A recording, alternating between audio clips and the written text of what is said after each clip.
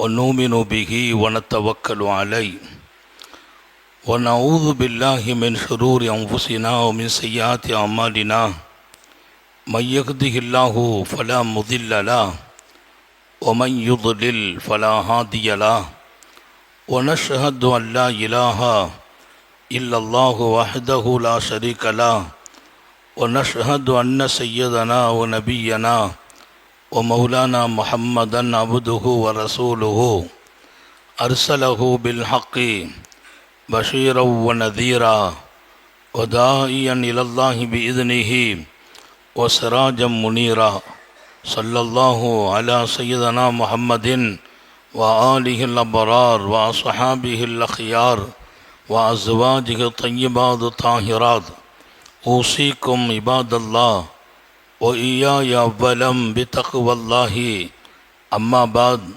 فأعوذ بالله من الشيطان الرجيم بسم الله الرحمن الرحيم إنهم فتية آمنوا بربهم وزدناهم هدى وربطنا على قلوبهم وقال نبي الله سيد البشر محمد رسول الله صلى الله عليه وسلم وشاب نشأ في عبادة الله صدق نبي الله صلى الله عليه وسلم எல்லாம் வல்ல அல்லாஹுவின் அன்பும் மேலான கருணையும் நமக்கெல்லாம் வந்து சேரட்டுமாக.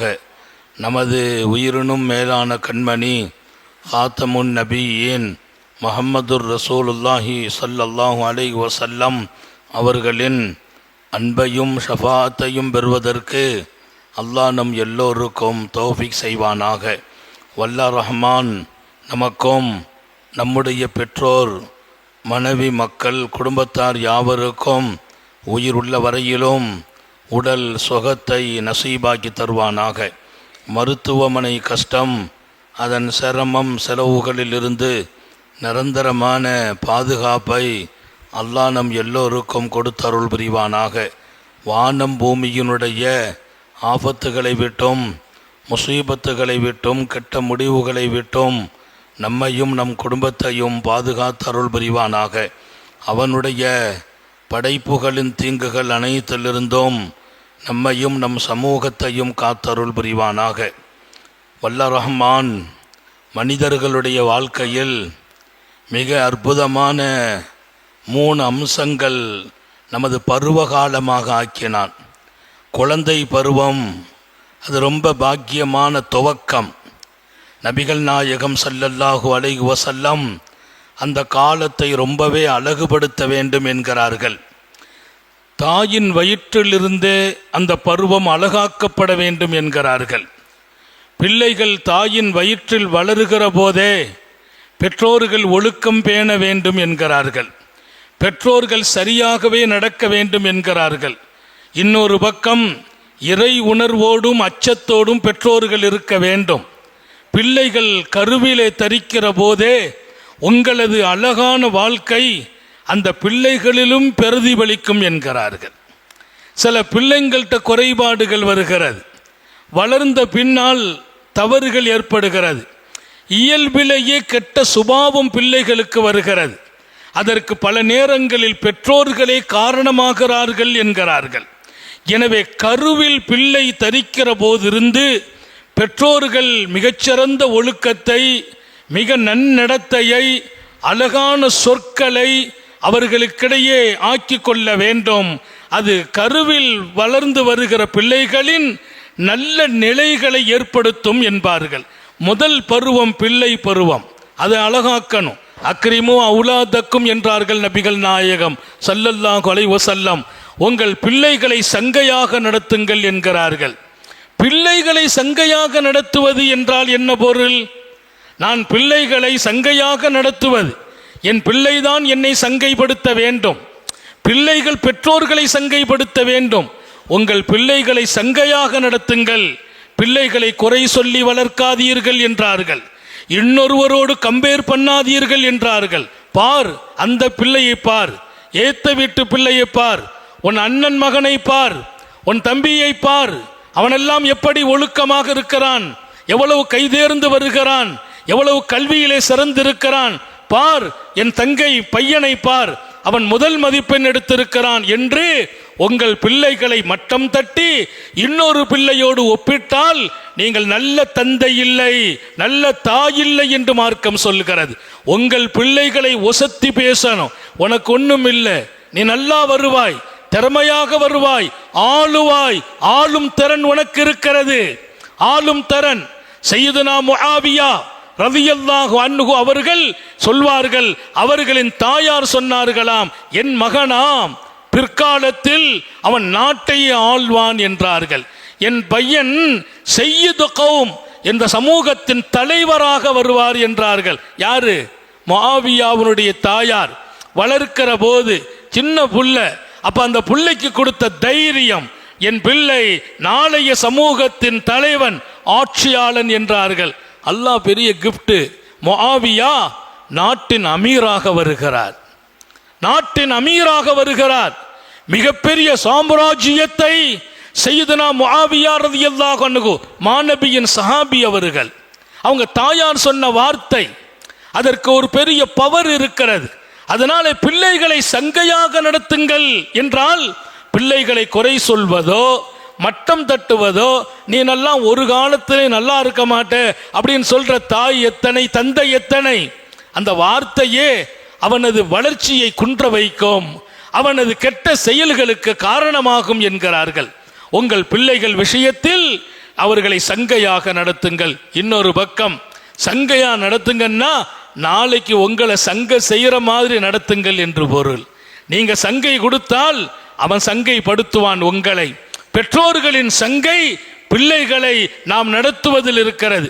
நிறைய பெற்றோர்கள் பிள்ளைகளின் வருத்தங்களை சம்பாதித்து சங்கடங்களை கொடுத்து, அவன் வளரும் போது என் தாய் நல்லாள் இல்லை, எங்க உம்மா என்ற நல்லா நடக்கல, எங்க தாப்பனார் என்ற சரியாவே நடக்கல, என் அண்ணனோடு நடந்த மாதிரி எங்களை நடக்கல என்ற ஒரு மனோநிலை அவனுக்கு அந்த வயசிலேயே பதிந்து, பின்னால் அவன் வாலிபனாகிற போது தாயையும் தந்தையையும் எதிர்க்கும் குணம் படைக்கிறான்.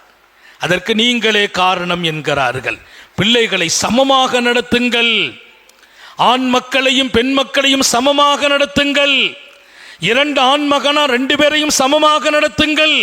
ஒரு பையனை விட ஒரு பையனை உசத்தி பேசாதீர்கள். ஒருவனை விட ஒருவனுக்கு கண்ணியம் கூட்டாதீர்கள். ஒருவருக்கு கொடுத்து இன்னொருவருக்கு தடுத்து விடாதீர்கள். பெரிய பிள்ளையன் சொல் கேட்கறான், அவனை கொஞ்சம் கண்ணியப்படுத்துறது. சின்ன பையன் சொல் கேட்கல, அவனை கொஞ்சம் ஒதுக்கி வைக்கிறது. அது குற்றம் என்றார்கள். வாதிலு பைன அவுலாதிக்கும், உங்கள் பிள்ளைகளுக்கு மத்தியில் நீதமாக நடங்கள். நபிகள் நாயகம் ஸல்லல்லாஹு அலைஹி வஸல்லம். நம்ம பிள்ளைங்களுக்கு மத்தியிலே நாம் நீதம் காட்ட வேண்டும். அது ஒரு நல்ல பருவம். குழந்தை பருவம் என்பது போற்றுதலுக்குரிய பருவம். நாம் வளர்ப்பிற முறையில் பிள்ளைகள் வளருகிறார்கள். அப்படியானால் அவர்களை நீங்கள் சமமாகவே நடத்துங்கள். இன்னொரு பக்கம் நல்ல பிள்ளைகளாகுவதும் தீய பிள்ளைகளாகுவதும் பெற்றோர்களின் வளர்ப்பு என்பதை மறந்து விடாதீர்கள். இன்னைக்கெல்லாம் என் பையன் வழிகட்டு போயிட்டான், என்னை எதிர்த்து நிற்கிறான், நீங்களே காரணம். உங்கள் வளர்ப்பில் குறை. உழைப்பதற்கு கொடுத்த முக்கியம் வளர்ப்பதற்கு கொடுக்கல, உழைப்பதற்கு கொடுத்த முக்கியம் வளர்ப்பதற்கு கொடுக்கல. பிள்ளையை பத்திட்டு என்னாலும் போறான் அப்படின்னு நான் உழைத்தேன், வெளிநாட்டுக்கு போனேன், சம்பாதிச்சேன், ஏன்? என் பிள்ளைக்காகத்தான். ஆனால் அவன் ஒழுக்கம் கெட்டு போனான். தந்தையின் கண்காணிப்பு இல்லை என்றால், தந்தையின் அரவணைப்பு இல்லை என்றால், ஒரு தந்தையினுடைய மிகச்சிறப்பான வழிகாட்டுதல் இல்லை என்றால், அந்த பிள்ளை தான் அனாதை. யார் அனாதை? தந்தை மரணித்தவர் அனாதை. லைசல் யதீமுல்லதி கதுமாத வாலிதுஹு. அனாதை யார்? தந்தை மௌத்தா போனா அந்த பிள்ளைக்கு பேர் அனாதை. அதுதான் பழக்கம், வழக்கு சொல்ல அதுதான். பாப்பா மௌத்தா போயிட்டாரா, அந்த பிள்ளைக்கு பேர் அனாதை. அவர் சொன்னார், லைசல் யதீமுல்லதி கதுமாத வாலிதுஹு. அனாதை யார்? தந்தை மரணித்த பிள்ளை அல்ல அனாதை. தந்தை மரணித்த பிள்ளை அல்ல அனாதை. இன்னல் யதீம பிலா இல்மின் வலா அதப். அனாதை யார்? ஒழுக்கம் இல்லாமல் வளர்ந்த பிள்ளையே அனாதை. தந்தை உயிரோடு இருக்கிறார், தந்தை இருக்கிறார், பிள்ளை ஒழுக்கம் இல்லாமல் வளர்ந்தான், அவன் அனாதை. தந்தை இருக்கிறார், பிள்ளை கல்வி இல்லாமல் வளர்ந்தான். அவனுக்கு கல்வி இல்லை, ஞானம் இல்லை, மார்க்கத்தின் எந்த ஞானமும் கிடைக்கவில்லை, அவன் அனாதை என்றார்கள். அப்ப நம்ம பிள்ளைங்க இன்னைக்கு நிறைய குடும்பங்களில் அனாதைகளாக வளர்கிறார்கள். தந்தை இருந்தும் அனாதை, ஒழுக்கம் இழந்து வளர்வதால் அந்த பிள்ளைகள் அனாதைகள். அப்போ தகப்பனாரின் தலையான கடமை பிள்ளைகளின் வளர்ப்பு, உழைப்பு அவசியம் என்பதை போல் அதைவிட பன்மடங்கு வளர்ப்பும் அவசியம். இன்னைக்கு நம்ம வளர்ப்பை சரியாக்கல்ல, நாளை பிள்ளைங்க கேள்விக்குறியா வந்து நிற்பாங்க. நிறைய பிரச்சனைகளுக்கு நம்ம பிள்ளைங்களுக்கு காரணம் நம்முடைய வளர்ப்பு தான். இன்னொரு செய்தி நாங்கள் சொல்லணும். நபிகள் நாயகம் ஸல்லல்லாஹு அலைஹி வஸல்லம் அவர்களின் காலத்தில் சஹாபாக்களின் பிள்ளைகளை பள்ளிவாசலிலே கொண்டு விடுவார்கள். மஸ்ஜித் நபவியில் பெருமானாரோடு உட்கார வைப்பாங்க. பெருமானாருக்கு பின்னால் தொலை சொல்லுவாங்க. பெருமானாருடைய சபையில் இருக்க செய்தாங்க. பெருமானார் தடை செய்யலை. இன்னைக்கெல்லாம் சின்ன பிள்ளைங்களை பள்ளிவாசலில் நம்ம வந்தால் விரட்டுறோம், வெளியில் போ பத்துறோம். அது அல்ல, பெருமானார் அனுமதிச்சாங்க. ஏன் அனுமதிச்சாங்க? அந்த பிள்ளைகள் வரட்டும், நிற்கட்டும், பெரியவர்கள் பக்கத்தில் வச்சுக்கங்க. உங்களை பார்த்து அந்த பிள்ளை பழகணும், தொழணும். என் பிள்ளையை தொழுகையாளியாக நான் ஆக்குவதற்கு, மார்க்கமுடையவனாக ஆக்குவதற்கு, மார்க்கமுடையவர்கள் இருக்கும் இடத்தில், ஒழுக்க சீலர்கள் இருக்கும் இடத்தில் பிள்ளைகளை கொண்டு வாருங்கள் என்றார்கள். ஒரு கட்டத்தில் பிள்ளைங்களுடைய சலசலப்பு கூடும்போது தடுக்கிற காரியங்கள் வருகிறது. ஆனால் பக்குவத்தை கொடுத்தாங்க. பள்ளிவாசலிலே தொட்டில் கட்டி சிறுவர்களை படுக்க வைத்தாங்க. 3 மாசம் 4 மாசம் 5 மாதம் அந்த குழந்தையை அந்த தாய்மார்கள் மஸ்ஜிதுக்கு கொண்டு வந்து மாநபியின் பள்ளிவாசலில் தொட்டில் கட்டி அந்த பிள்ளையை படுக்க வைத்தார்கள். சுபுகு தொழுகையில் பெருமானார் தொழ வைப்பாங்க. பிள்ளைங்க தொட்டில்ல தூங்கும். வந்தவங்க கேட்பாங்க, ஏம்மா வீட்டில் பிள்ளைங்களை போட்டுட்டு நீங்கள் பள்ளிக்கு வர வேண்டியது தானே? பெண் மக்கள் அனுமதிக்கப்பட்ட காலம், பின்னால் தடை செய்கிறாங்க. ஏன் இங்கே கொண்டு வந்தீர்கள்? அந்த தாய்மார்கள் சொன்ன பதில், நாங்கள் ஆசைப்பட்டோம். காலையில் எங்கள் பிள்ளைங்க 3 மாசம்தான் 4 மாசம்தான் பள்ளிவாசலில் எங்கள் பிள்ளைங்க தொட்டில் வந்து முழிச்சிட்டு இருக்கோ தூங்குதோ, பெருமானார் ஸல்லல்லாஹு அலைஹி வஸல்லம் சுபு தொலை வைப்பாங்க. நபியினுடைய கிராத்தை எங்கள் பிள்ளைகளின் காதுகளில் கேட்டு உள்ளங்களில் போய் சேர வேண்டும். நபி ஓதும் கிராத், அந்த தொழுகையில் ஓதப்படுகிற வசனங்கள், அதுவும் மாநபி அவர்களால் ஓதப்படுகிற வசனம், எவ்வளவு பெரிய பாக்கியம். எங்க பிள்ளைங்க காதுல விழணும். பிள்ளைங்க தூங்குறாங்க, தூங்குனாலும் காதில் விழும், உள்ளத்தில் இறங்கும், நாளை எதிர்காலம் ஜொலிக்கும். இன்றைக்கு மதீனாவின் அன்சாரிகளாக பின்னால் வாழ்ந்தவர்கள் யார்? இந்த குழந்தைகள். எந்த குழந்தைகள் தாயால் இப்படி வார்த்தெடுக்கப்பட்டதோ, இந்த சமூகத்தின் மிகச்சிறந்த மார்க்கத்தின் ஞானமுடையவர்களாக, இந்த மார்க்கத்திற்கு தோள் கொடுத்தவர்களாக அந்த பிள்ளைகள் உருவானார்கள். அப்ப பிள்ளைகளுக்கு ஒரு தந்தை கொடுக்கிற சன்மானம் என்னன்னு கேட்டாங்க. ஒரு தகப்பன் தான் மௌத்தார போது பிள்ளைங்களுக்கு விட்டுட்டு போற சன்மானம் எது? வீடுகளையா, வாசல் சொத்துக்களையா, நிறைய தோட்டங்கள் துறவுகளையா? இல்லை. ஒரு நல்ல தந்தை, மா நகல வாலிதுன் வலதா, ஒரு நல்ல தந்தை யார்? தன் பிள்ளைகளுக்கு அவர் விட்டு செல்லும் சன்மானங்களில் எல்லாம் மிகச்சிறந்த சன்மானம் வீட்டு வச்சுட்டு போறது, வசதியை கொடுத்துட்டு போறது, எல்லாத்தையும் விட மின் அதபி ஹசன், அழகிய ஒழுக்கத்தை கொடுத்து விட்டு செல்லுங்கள் என்றார்கள் நபிகள் நாயகம். என் பிள்ளைக்கு நான் கொடுக்கிற சன்மானம் அது, வெகுமதி அது. அப்போ பிள்ளைங்க பெற்றோர்களோடு கருணை உள்ளவர்களாகவும் இருக்கணும், அன்புள்ளவர்களாகவும் இருக்கணும். அதையும் சொல்லி கொடுக்கிறாங்க இந்த மார்க்கத்தின் பெருமக்கள். பிள்ளைங்க மீது அன்பு காட்டுங்கள், உங்கள் மீது அன்பு காட்டுவதற்கு கற்றுக் கொடுங்கள். இன்னைக்கு நம்ம பிள்ளைங்க மேல அன்பு வச்சிருக்கிறோம், மாசம் வச்சிருக்கிறோம், அன்பை பொழிந்து வளர்க்கிறோம். பிள்ளைக்கு ஒன்றா நம்ம தாங்கல்ல, ஆனால் ஒரு தப்பு பண்றோம். என்ன தப்பு?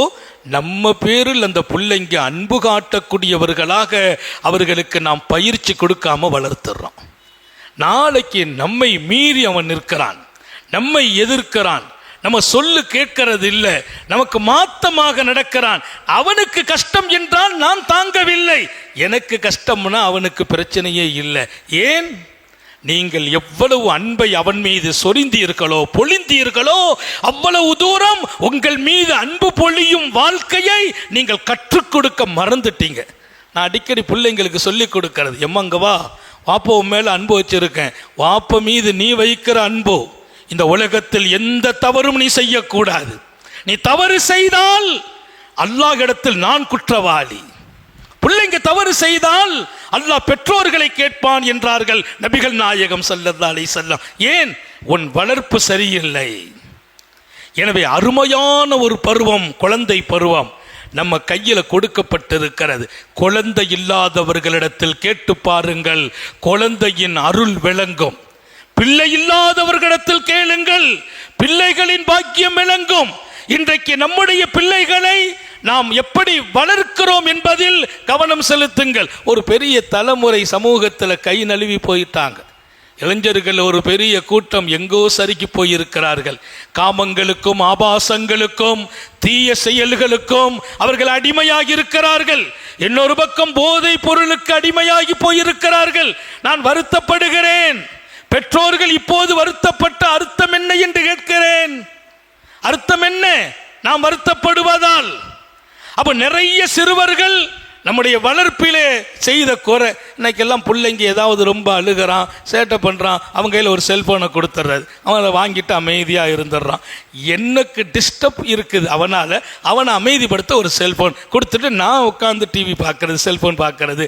இன்னைக்கு அந்த பிள்ளைங்க செல்ஃபோனில் அடிமையாகி அடிக்ட் ஆகி அவன் இன்னைக்கு அதில் கேம் விளையாடுறான், அவன் எல்லா செயலும் உள்ளே போயிடுறான். யார் காரணம்?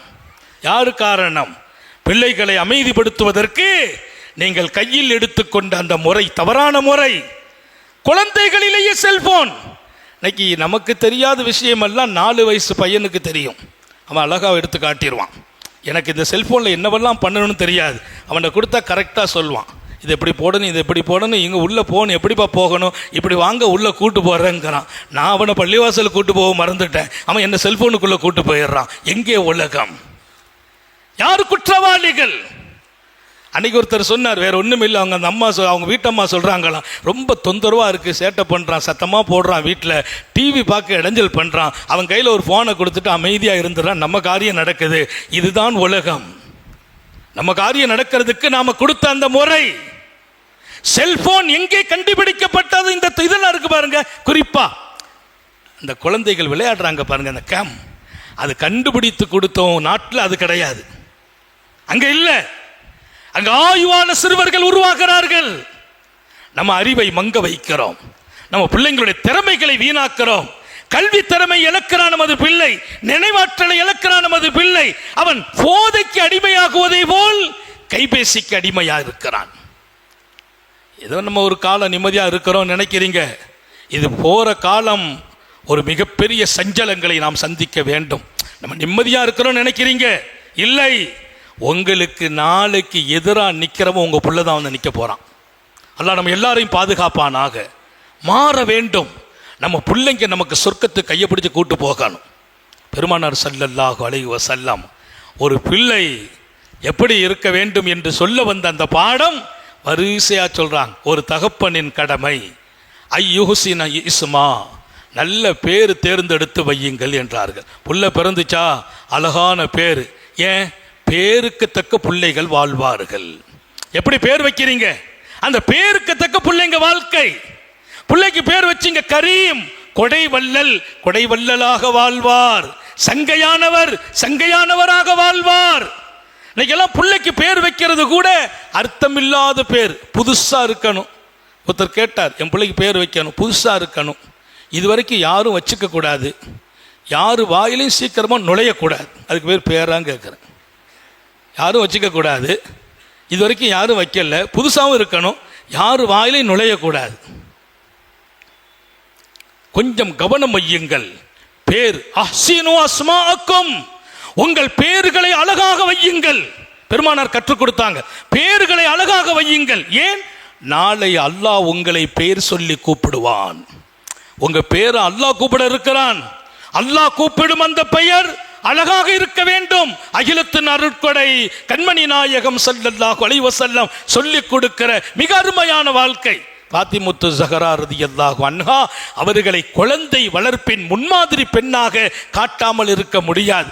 பாத்திமுத்து ஸஹரா உட்கார்ந்து இருக்கிறாங்க, ரெண்டு பிள்ளைங்களும் சின்ன சலசலப்பு. யாரு? இமாம் ஹசன், இமாம் ஹுசைன். சின்ன சலசலப்பு, ரெண்டு பேருக்கு ஒரு மோதல். ரெண்டும் சின்ன பிள்ளைங்க தான், ரெண்டு பேரும் சின்ன பிள்ளைங்க தான். ஒரு சின்ன மோதல், ரெண்டு பேரும் லேசா ஒருத்தருக்கு ஒருத்தர் சண்டை போடுறாங்க. திடீர்னு அழுக சத்தம் கேட்குது, அழுக சத்தம். ரெண்டு பேரும் சண்டையை நிப்பாட்டிட்டாங்க. இமாம் ஹசன் ஹுசைன் யாரு? ரசூலுல்லாவுடைய பேர பிள்ளைங்க, சோனத்து தலைவர்கள். அமைதி ஆயிட்டாங்க. எங்கிருந்து அழுகை குரல்? உம்மா அழுதுட்டு இருக்காங்க. நேராக உம்மா கிட்ட வந்துட்டாங்க. உம்மாவுக்கு கஷ்டம்னா ரெண்டு பேரும் தாங்க மாட்டாங்க. அதுதான் ஒரு தாயின் வளர்ப்பு. நம்ம கஷ்டப்பட்டா நம்ம பிள்ளைங்க தாங்கக்கூடாது. அப்படி பிள்ளைங்களை வளர்க்க பழகுவோம். அல்லாஹ் தௌஃபீக் செய்வானாக. அம்மா அழுதாங்க, ரெண்டு பேரும் பக்கத்தில் வந்துட்டாங்க. உமா யுபுக்கி, ஏம்மா ஏன் அழுகிறீங்க? உம்மா ஒன்றுமே சொல்லல, அமைதியாக இருந்தாங்க. பாத்திமுத்து ஸஹரா சொன்னாங்களாம், ஒன்றும் இல்லை மகனே, அகாமனி ரப்பி பைன யதை, நாளை அல்லாஹ் அவன் தர்பாரில் என்னை கூப்பிடுவான். பாத்திமா பிந்து முஹம்மத், நாயகம் ஸல்லல்லாஹு அலைஹி வஸல்லத்தின் மகள் பாத்திமாவே இங்கே வாங்கன்னு சொல்லுவான். கூப்பிட்டு கேட்பான், உங்கள் பிள்ளைங்களை இப்படி தான் வளர்த்தீங்களா? சொர்க்கத்துக்கு பெண்களுக்கெல்லாம் உங்களை தலைவியை ஆக்குனேனே, உங்க பிள்ளை வளர்ப்புல தப்பு பண்ணிட்டீங்களே, ரெண்டு பிள்ளைங்களும் சண்டை போட்டுக்கிற மாதிரி வளர்த்தீங்களா என்று அல்லாஹ் கேட்பானே என்று நினைத்தேன், அழுதேன் என்றார்கள் பாத்திமா. ஹஸரத் இமாம் ஹசன் அழுகிறார், இமாம் ஹுசைன் அழுகிறார். உம்மாவை அல்லாஹ் கேள்வி கேட்கிற இடத்துல அல்லவா நம்ம ரெண்டு பேரும் நடந்து கொண்டோம். இது 3 வயசு 4 வயசு பிள்ளைங்க. அன்னைக்கு ரெண்டு பேரும் முடிவெடுத்தாங்க, நமக்கிடையே சகரா இருக்கக்கூடாது, சண்டை போடக்கூடாது, இது விளையாட்டு சண்டை. அதையும் நிறுத்தினார்கள் பாத்திமா ரலியல்லாஹு அன்ஹாவின் வார்த்தையால். எப்படி வளர்க்கிறார்கள்? மகனே, நீ சண்டை போட்டால், தாய்க்கு முன்னால் மோதினால் அல்லாஹ் என்னை நிறுத்தி மறுமையில் கேள்வி கேட்பான். 3 வயசு பிள்ளைக்கு படித்து கொடுத்த பாடம். ஒழுக்க சீலர்கள் இந்த சமூகத்தில் வளர்ந்தார்கள், உருவானார்கள். இந்த மார்க்கத்தை கொஞ்சம் திரும்பி பாருங்கள். இங்கே வளர்ந்து வந்த மார்க்கத்தின் மாமேதைகள் எல்லாம் அழகான தாயால் அருமையாக வளர்த்தெடுக்கப்பட்டார்கள். மிகச்சிறந்த தந்தையால் ஒழுக்கம் கொடுக்கப்பட்டார்கள். அவர்கள்தான் குர்ஆனுக்கு விளக்கம் எழுதியவர்கள், ஹதீஸை அறிவித்தவர்கள், குர்ஆனிலும் ஹதீஸிலும் இருந்து சட்டங்களை தொகுத்தவர்கள். இன்றைக்கு வரைக்கும் நான் வாழ்வதற்கு வாழ்க்கையையே தீர்மானித்து தந்தவர்கள். அப்படிப்பட்ட ஒழுக்கமானவர்களை இந்த சமூகத்தில் ஒரு நல்ல தாயும் தந்தையும் தான் பெற்றெடுத்தார்கள். எனவே ஒரு நல்ல பருவம் நம்முடைய பிள்ளை பருவம். அது கருவில் தரிக்கும் காலத்திலிருந்து ஒழுக்கம் சார்ந்து உருவாக்குங்கள். பள்ளிவாசலின் தொடர்பில் உருவாக்குங்கள். பிள்ளைகளுக்கு தொழுகை கற்றுக் கொடுங்கள். 7 வயசுல தொலை சொல்லுங்க. எத்தனை பிள்ளைங்க தொழவில்லை? தொழுகையாளிகளாக உங்கள் பிள்ளைகள் மாறட்டும். அவர்களுக்கு அல்லாஹ்வின் நினைவை கொடுங்கள். நபியின் வாழ்க்கையை சொல்லிக் கொடுங்கள். பெருமானாரின் சரித்திரம் உங்கள் பிள்ளைகளின் வாழ்க்கையில் மலர வேண்டும். இமாம் ஹசன், இமாம் ஹுசைன் போன்ற சிறுவர்கள் நம்ம வீட்டில் வளர வேண்டும். அப்படிப்பட்ட அருமையான எதிர்காலம் உடையவர்களை உருவாக்கும் பாக்கியம் அல்லாஹ் நமது வீட்டு பெண்களுக்கும் நமக்கும் நசீபாக்கி தருவானாக. நீண்ட நெடிய நாட்கள் நோய் நொடிகள் இல்லாமல் உடல் ஆரோக்கியத்தோடு மனநிறைவோடு இன்பத்தோடு அல்லாஹுவை நின்று வணங்கி வழிபட்டு வாழும் நசீபையும் பாக்கியத்தையும் எல்லாம் அல்ல அல்லாஹ் உங்களுக்கும் எனக்கும், நம்மை ஈன்றெடுத்த தாய் தந்தையர்களுக்கும், நமது மனைவி மக்கள், உற்றார் உறவினர் யாவருக்கும் கொடுத்தருள் புரிவானாக. நமது உயிரினும் மேலான கண்மணி காத்தமுன் நபியின் முஹம்மது ரசூலுல்லாஹி ஸல்லல்லாஹு அலைஹி வஸல்லம் அவர்களை கனவிலும் நனவிலும் கண்டுகளிக்கும் பெரும் பாக்கியத்தை அல்லாஹ் நம் எல்லோருக்கும் கொடுத்தருள் புரிவானாக என்ற நல்ல துஆக்களோடு உங்கள் எல்லோருடைய துஆவை ஆதரவைத்து என் வார்த்தைகளை நிறைவுபடுத்துகிறேன். வாஹிரு தாவானா அல்ஹம்துலில்லாஹி ரப்பில் ஆலமீன். அஸ்ஸலாமு அலைக்கும் வரஹ்மத்துல்லாஹி.